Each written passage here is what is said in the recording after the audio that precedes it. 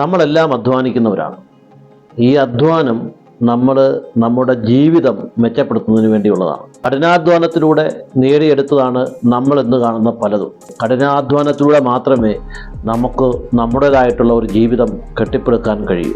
ലോട്ടറിയും എടുത്ത് ലോട്ടറി അടിക്കുന്ന സ്വപ്നം കണ്ട് നടന്നാൽ നമ്മുടെ ജീവിതം പരാജയത്തിൻ്റെ പടുകുഴിയിലേക്ക് പോകും എന്ന് മാത്രമാണ് എനിക്ക് പറയാനുള്ളത്. അതേപോലെ നമ്മുടെ ജീവിതത്തിൻ്റെ മറ്റൊരു ഭാഗമാണ് മുതിർന്ന ആളുകളെ, പ്രായമായ ആളുകളെ ബഹുമാനിക്കുക എന്നുള്ളത്. അത് നമ്മുടെ ജീവിത വിജയത്തിൻ്റെ ഒരു വഴിയാണ്. എനിക്ക് വേറൊരു കാര്യം സൂചിപ്പിക്കാനുള്ളത്, നമ്മുടെ ജീവിത വിജയത്തിൻ്റെ അകത്ത് വളരെ പ്രധാനപ്പെട്ട ഒരു പോയിൻ്റുണ്ട്. അത് അഹംഭാവം എന്നൊരു സംഭവം ഉണ്ടല്ലോ, അത് നമ്മൾ പാടെ ഒഴിവാക്കണം. അങ്ങനെ അഹംഭാവം നമ്മൾ ഒഴിവാക്കിയാൽ നമ്മുടെ ജീവിതത്തിൻ്റെ അകത്ത് നല്ലൊരു വിജയം ഉണ്ടാക്കിയെടുക്കാൻ നമുക്ക് സാധിക്കും. ഈ ജീവിത വിജയം നമ്മൾ ഉണ്ടാക്കിയെടുക്കുന്നതിന് അതിൻ്റെ മർമ്മപ്രധാനമായ ഒരു പോയിൻ്റ് ഞാൻ ആര് എന്ന് മനസ്സിലാക്കുക എന്നുള്ളതാണ്. എന്നെ മനസ്സിലാക്കുമ്പോഴാണ്, അല്ലെങ്കിൽ ഞാൻ ആരെന്ന് സ്വയം മനസ്സിലാക്കുമ്പോഴാണ് നമുക്ക് നമ്മുടെ ജീവിത വിജയത്തിൻ്റെ അകത്ത് എത്തിച്ചേരാനുള്ള വഴികൾ നമ്മൾ കണ്ടെത്തുക.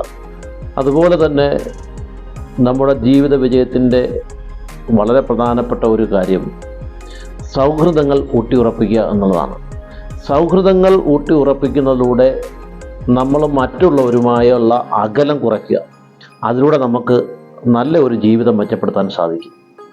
ഞാനാണ് വലിയവൻ, എന്നെ കൊണ്ടല്ലാതെ ഒന്നും കഴിയില്ല എന്നുള്ള ഈ അഹങ്കാരത്തോടെയുള്ള പെരുമാറ്റമുണ്ടല്ലോ, അത് നമ്മുടെ ജീവിതത്തിൽ നിന്ന് പൂർണ്ണമായും ഇല്ലാതാക്കണം. പിന്നീടുള്ളൊരു വിഷയം, നമ്മുടെ മനസ്സിലെ അപകർഷതാബോധമുണ്ടല്ലോ, അത് പാടെ ഉപേക്ഷിക്കണം. അത് നമ്മുടെ ജീവിത വിജയത്തിന് ഗുണകരമല്ല എന്നുള്ളതാണ്. നമ്മുടെ സമൂഹത്തിൽ കണ്ടുവരുന്ന വലിയൊരു പ്രശ്നമാണ്. അല്ലെങ്കിൽ കുടുംബത്തിലായാലും നമ്മുടെ ചില അപൂർവ സുഹൃത്തുക്കളായാലും കണ്ടുവരുന്നൊരു വിഷയമാണ് മറ്റുള്ളവരുടെ വിജയത്തിൽ അസൂയ ഉണ്ടാകുക, അസൂയാലുക്കളായി മാറുക.